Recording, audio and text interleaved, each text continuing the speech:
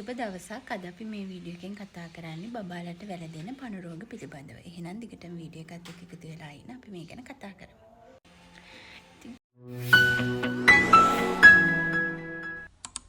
ගොඩක් අම්මලා බබාලා කන්නේ නැති වුණාම ડોක්ටර්ස්ලා ගාවට යනවා. එතකොට කියනවා බබාලා කන්නේ නැහැ, ගොඩක් කෑම අප්පිරිය කරනවා සහ එයා රැට පිටිපස්ස කසනවා කියලා. ඒතර මේකට හේතුව වෙන්න පුළුවන් අපි ගොඩාක් දෙනෙක් පණ රෝග ගැන සැලකිලිමත් වෙන්නේ නැහැ පොඩි බබාලාගේ. පණ රෝගය වෙන්න පුළුවන් මේකට ප්‍රධානම හේතුව. ඒතර බබාලට වැළඳෙන පණ රෝගය අපි හඳුන්වන්නේ පින්වෝම් ඉන්ෆෙක්ෂන් කියලා. මේ ඉන්ෆෙක්ෂන් එක නිසා බබාට රැට කසන තත්ත්වය එන්න පුළුවන්. එතකොට අපි රැට ඇයි බබාට කසන්නේ? රැටම විතරක් ඇයි කසන්නේ? මොකද මේ පණුවන් ජීවත් වෙන්නේ මහ බඩවැලේ. අපේ ආහාර මාර්ගයේ තියෙන මහ බඩවැලේ ඒත් මේගොල්ලෝ බිත්තර දාන්න, පැටවුන් බිහි කරන්න බිත්තර දාන්න ගුද මාර්ගයේ දෙසට ගමන් කරනවා. මේ ගමන් කිරීම නිසා සහ මේ චලනයන් නිසා තමයි බබාලට එතන කසනවා වගේ දෙයක් හැඟෙන්නේ. එතකොට ඒගොල්ලෝ රැට තමයි මේ ක්‍රියාවලිය යෙදෙන්නේ. රැට එතකොට බබාගේ පිටිපස්ස කසන්න ගන්න පුළුවන්. එතකොට එයාට නිින්ද යන්නේ අපහසුතාව ඇති වෙනවා. ඊට පස්සේ පහුවදාට එයා හරිම තෙහෙට්ටුවෙන් ඉන්නේ. එතකොට එයා කොහොමද වෙහෙසකාරී. ඒක හින්දා එයා කෑම ප්‍රතික්ෂේප කරන්න පුළුවන්. සහ එයා හරිම නිකන් පීඩණයෙන් ඉන්නේ. හරි තරහකින් ඉන්නේ. එතකොට එයාට නිකන් හරි අමුතුයි වෙනතට වැඩිය ඕගලන්ට එක හඳුන ගන්න පුළුවන් ලේසියෙන්ම අම්මට බබා හරිම නොසන්සුන් තත්වයකින් තමයි මේ දවස් වලට ඉන්නේ. කෑම ගොඩක් එයාට අපිරියයි. එයා ඒක රිජෙක්ට් කරනවා. එතකොට මේ නිසාත් අපිට ඉක්මනට පණ රෝගය හඳුන ගන්න පුළුවන්. මේ පණු රෝගය වැළඳුනහම තියෙන ලක්ෂණ මොනවද කියලා අපි හොයලා බැලුවොත් මේ ලක්ෂණ වෙන්නේ බබා කන එක ප්‍රතික්ෂේප කරනවා ප්‍රථමයෙන්ම. ඊට පස්සේ යාගේ පිටිපස්ස කසනවා සහ බබා කන එක අඩු හින්දා යාගේ වර්ධනය අඩාල වෙනවා. යා කෙට්ටු වෙනවා. ශාරීරිය ගොඩක් අර තිබ්බට වැඩිය ටිකක් අඩු වෙනවා. එතකොට ඔයාට තේරෙනවා ඇති මාස කියන්නේ බර ගත්තාම බර ටිකෙන් ටික අඩු වෙලා යනවා. එතකොට බබා හරිම වෙනද වගේ නෙමෙයි හරිම නොසන්සුන් තත්වයකින් තමයි මේ දවස් වලට ඉන්නේ. ඉක්මනට තරහ යනවා. යාට සමහර බබාලා රැට දත් මිටි කනවා. දත් මිටි කන එක දුනා සමහර බබාලා විතරයි ඒක කරන්නේ. එතකොට මේ වගේ දේවල් තමයි රෝග ලක්ෂණ විදිහට ගත්තොත් තියෙන්නේ. සමහර වෙලාවට බඩ පිපීම, බඩේ රුදාව, නොකඩවා අඬනවා, බඩ රිදෙනවා කියනවා. ඒ වගේ දේවලුත් වෙන්න පුළුවන් අම්මලා පණ රෝගය වුණාම. මේවා තමයි තියෙන ලක්ෂණ. එතකොට ඔයාට ලේසියෙන්ම අඳුන ගන්න පුළුවන් පණ රෝගය මේ ලක්ෂණ වලින්. අපි මොනවාද මේකට ගන්න ඕන ප්‍රතිකාර. ප්‍රතිකාර ගැන කතා කරොත් ડોක්ටර්ත් එක්ක කතා කරලා බබාගේ වයස බර අනුව નિયમિત මාත්‍රාවෙන් පණු බෙහෙත් ලබා දෙන්න ඕනේ. ඒක ඔයාලගේ පවුලේ වෛද්‍යවරයාගෙන් අරගන්න අපිට පුළුවන්. ෆාමසියෙන් එතකොට ඒගොල්ලෝ ලියලා දෙනවා. අපිට ඒක අරගෙන දෙන්න තියෙන්නේ.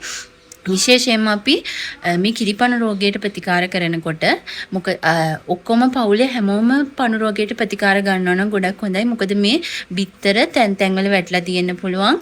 සහ බබාගේ නියපොතු කොටට කපන්න. මොකද යාර කසනකොට ඒ ඇඟිලි තුඩු අතර මේ බිත්තර ඇඳිලා ආයේ මුඛ මාර්ගයෙන් කෑම මගින් මේක ආයේ ශරීරගත වෙන්න පුළුවන්. එතකොට මේක කොහොමද නැවතෙන්නේ නැහැ. ආයි ඇඟේ තියෙනවා. ඒක හින්දා මුළු පවුලම බෙහෙත් බොන්න එකපාර බබාට බෙහෙත් අරන් දෙන ගමන් ඒ වගේම බබා ඔයාලා පාවිච්චි කරපු ඇඳ ඇතිරිලි මේ ප්‍රතිකාර ගන්නකොටම ඒ දවසෙම වගේ හොඳට හොදන්න පුළුවන් නම් බබාගේ දේවල් උණු වතුරෙන් හොදන්න. මේ වගේ දේවල් තමයි කියන්න තියෙන්නේ. නිසි සෞඛ්‍ය පුරුදු ඇත්තටම අපි කාලා අනිවාර්යෙන් අත හොදන්න. ඔයාලා කවනවා නම් ඔයාලා අත හොදලා කවන්න. ඊට පස්සේ අත හොදගන්න බබාලා අල්ලනකොට ඒ ගැන සැලකිලිමත් වෙන්න. සෙල්ලම් කරද්දී දැන් තව බබෙක් එහෙම ළඟ කියන්නේ එයාත් එක්ක සෙල්ලම් කරනවා නම් ඒ වගේ වෙලාවටත් මේ දේවල් එක බබාගෙන් බබාට වෙන්න පුළුවන්. බෝ වෙන්න පුළුවන් මේ පණ රෝග. ඒක කියන්නේ පණ රෝගයක් හැදෙනවා කියන්නේ ලැජ්ජාවට කාරණයක්වත්. ඒකට බෙහෙත් ගන්නවා කියන්නේ එහෙම ලැජ්ජාවට කාරණයක් නෙමෙයි. ඕගොල්ලන්ට පුළුවන් ඕගොල්ලන්ගේ වෛද්‍යවරයාගෙන් මේ බෙහෙත් ඇත්තටම පොඩි මිලක් වෙන්නේ. සාමාන්‍යයෙන් පණ රෝගයට බෙහෙත් මාස 6 ඉඳලා ගන්න පුළුවන්. ඕගොල්ලන්ට ඒක අපේ ක්ලිනික් පොතේ තියලා තියෙනවා පණ රෝගයට බෙහෙත් දෙන්න පුළුවන් කියන එක. පොතත් කියවලා බලන්න. ඒකෙත් තියෙනවා මං හිතන්නේ වැඩි විස්තර. එතකොට ඔයාලට තව වැඩි විස්තර අවශ්‍ය නම් තව සර්ච් කරලා පොඩක් හොයාගන්න පුළුවන්. ඉච්චර ලොකු දෙයක් නැහැ. ડોක්ටර්ව හම්බෙලා බෙහෙත් එක ලියාගන්න තමයි තියෙන්නේ. අර මං කිව්වා වගේ ඔයගොල්ලෝ ප්‍රතිකාර ගන්න දවසේම අර ඔයගොල්ලෝ පාවිච්චි කරපු ඇඳ ඇතිරිලි ඒ වගේ දේවලුත් හොදලා හොඳට උණු වතුරෙන් පුළුවන් නම් උණු වතුරෙන් හොදලා තියාගන්න. ඇත්තටම අපි පන් රෝගය ගැන ලොකුවට සැලකිලිමත් වෙන්නේ නැහැ. මමත් සැලකිලිමත් වුණේ නැහැ. මාස 6දී බබාට මම පණු බෙහෙත් දුන්නේ නැහැ. හැබැයි පස්සේ කනවා අඩු වෙනකොට තමයි අපි ડોක්ටර්ගෙන් අහලා පණු බෙහෙත් දුන්නේ. එතකොට තමයි කිව්වේ මේ වගේ ප්‍රශ්නයක් වෙන්න ඇති කියලා. ඒක නිසා ඔයගොල්ලොත් ඒ පිළිබඳව හැදෙන කලින් පොඩ්ඩක් සැලකිලිමත් වෙනවා නම් මං හිතන්නේ හොඳයි කියලා අම්මලා. එතකොට මේ ටික තමයි මේ ගැන කියන්න තියෙන්නේ. මේ සෞඛ්‍ය පුරුදුත් එක්ක අපි ඉන්නකොට මේක නිකම්ම නැති වෙලා යනවා. සහ මේක අර නොකඩවා සමහර අය නොකඩවා ලබා ගන්නවා.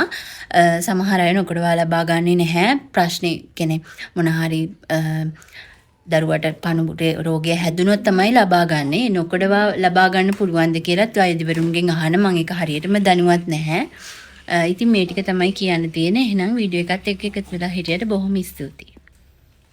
You probably think you know it's something was living inside you, but pinworms, tiny white worms, infect over 1 billion people, mostly kids, and they come out at night.